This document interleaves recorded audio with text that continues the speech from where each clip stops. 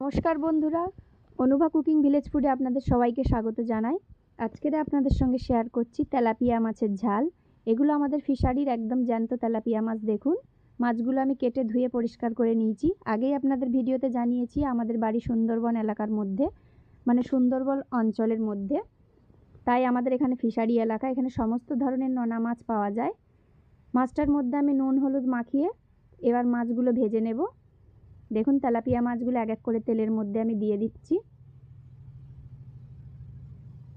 আস্তে আস্তে তেলের মধ্যে আমি মাছগুলো সব ছেড়ে দেব।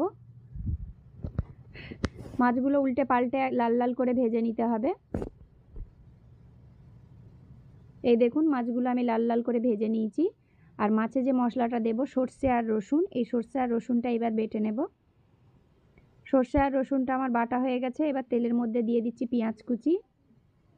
পেঁয়াজ কুচিটা ভালো করে ভাজা হতে থাকুক।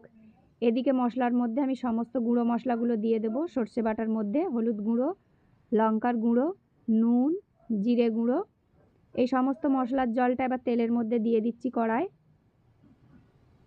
ভালোভাবে মশলার জলটা ফুটে উঠলে এবার এর মধ্যে ভেজে রাখা তেলাপিয়া মাছগুলো দিয়ে দেব। তেলাপিয়া মাছগুলো দিয়ে ভালো করে ফুটিয়ে নিতে হবে। ঝোলটা একটু মাখো মাখো ভাব হলেই নামিয়ে নিতে হবে। দেখুন, রেডি হয়ে গেছে একদম তেলাপিয়া মাছের সর্ষে বাটা দিয়ে ঝাল। তেলাপিয়া মাছের সর্ষে বাটা দিয়ে ঝাল একবার এইভাবে বাড়িতে আপনারা বানিয়ে দেখুন, খুবই ভালো লাগবে। যারা আমার চ্যানেলটি দেখছেন বা নতুন বন্ধু আছেন যারা এখন আমার চ্যানেলটিকে সাবস্ক্রাইব করেনি, তারা আমার চ্যানেলটি সাবস্ক্রাইব করে আমার পাশে থাকবেন। আর আমার ভিডিও ভালো লাগলে ছোট্ট একটা লাইক করে মিষ্টি একটা কমেন্ট করে জানাবেন। আজকে এই পর্যন্ত।